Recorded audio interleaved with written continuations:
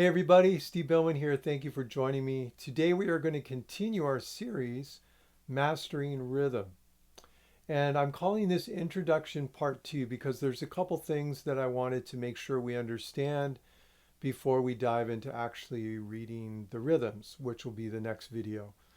The first thing I want to talk about is the measure. In music, the measures are divided by what we call bar lines. And so I'm going to put it up on the screen right now so you can see it. So each one of those little lines that you see going from top to bottom, that represents what we call a measure. And in that measure will be a period of time. And we're going to talk about that in a second when we get to the time signatures.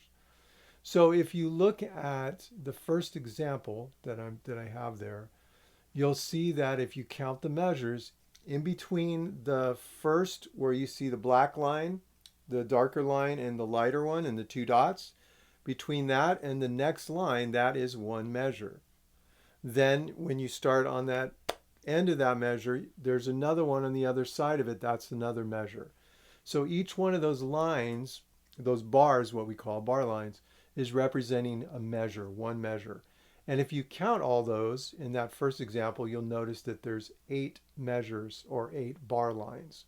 So this is how we read and we write out music, okay? And what we're going to do now is we're going to relate that to the time, the rhythms that we're going to end up reading starting next video, okay? So again, in between each one of those bar lines is a space of time, all right, called measures. Okay, so notice now in the first measure, or that first bar line that I talked about, where it's the double line and then there's a single line, you see two little dots. That's called a repeat sign. And what you're going to do is you're going to look at that first repeat, and then you're going to count 8 measures. At the end of the 8th measure, that last measure, you'll see there's another one.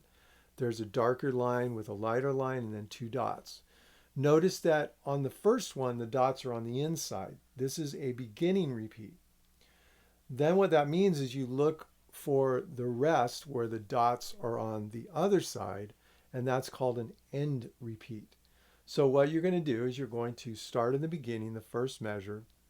You're going to play through the 4 measures, go to the next line, play the next 4 measures, and when you get to that second double line with the 2 dots, you're going to go from there, you're going to repeat back to that first measure and play it one more time.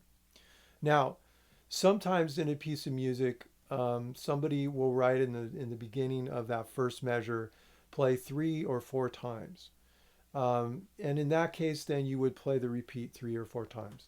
But if nothing is written, then you're going to only repeat it once. And then most likely there's more music, you would just continue on. Okay, I hope that makes sense.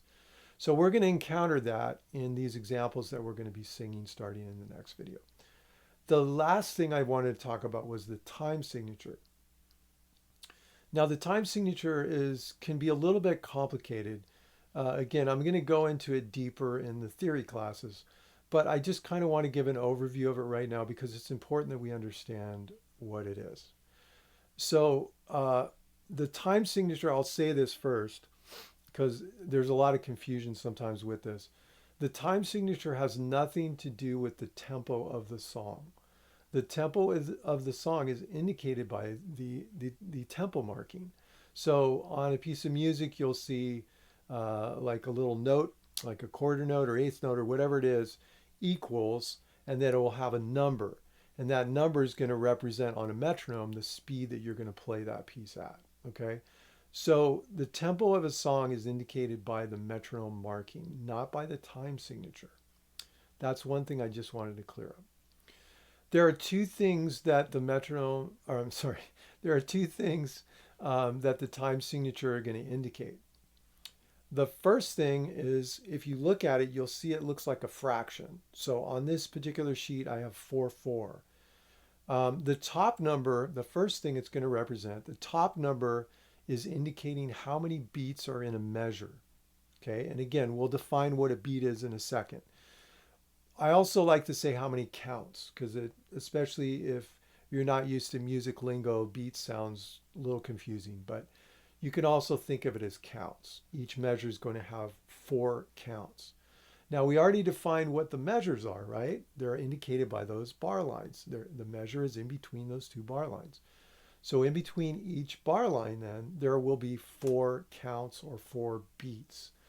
Now, that is not enough information because we know there are 4 counts, but what are we counting? That's where the bottom number comes in. So if you look at the bottom number, it's a 4 as well. You can think of that as a fraction, like 1/4, 1 on top, 4 on the bottom, or quarter, right? That equals quarter. And we're going to get into the note values in the next video, but just know that there is a quarter note, and that fraction, the 1/4, is representing that quarter note. So what it means, the equivalent of 4 quarter notes will be in each measure, okay? So as just a quick example, if this is the click, this is 4 times, so this is representing the quarter notes. And if I have 4 quarter notes in a measure that I'm going to sing, it would sound like this.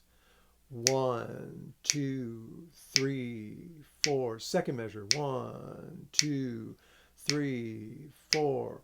1, 2, 3, 4. 1, 2, 3, 4. So you can see that each beat is represented because there's 4 beats. So 1, 2, 3, and 4 have to be represented. Once you finish that 4, then you end up going to the next measure, and then you say 1 through 4 again, and that's the second measure, and so on.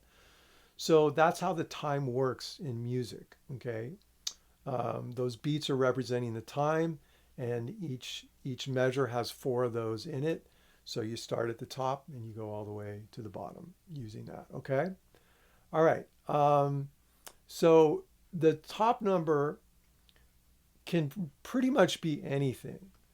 Now, it's not going to probably be a ridiculous number, although in some complex music, I've seen like 38 or 34, 30 and then over 4.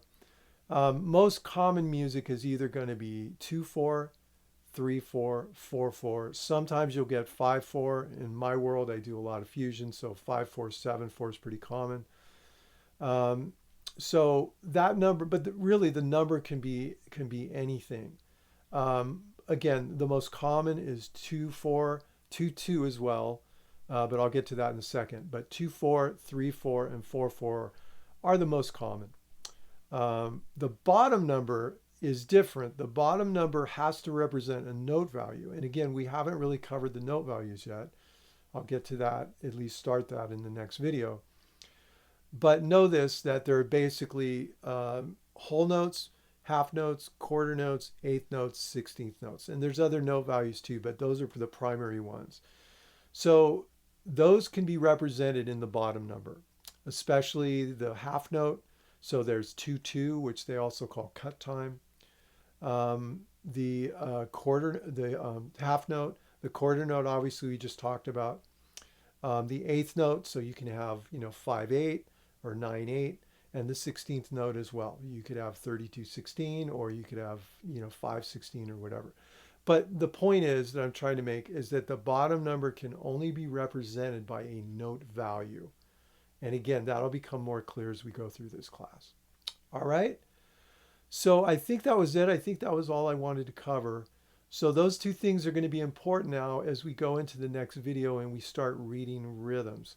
And again, I'm going to get deeper into how to count the rhythms, and we'll actually read measures. So this is going to go quick, you guys, but it's going to be fun. I hope this helped, and thanks you guys for watching.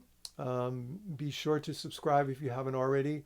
If you have any questions, you want to contact me, you can do it through my website, stevebillman.com. Love to hear from you. But again, thank you for your support and thanks for watching. We'll see you guys on the next video. God bless. Take care.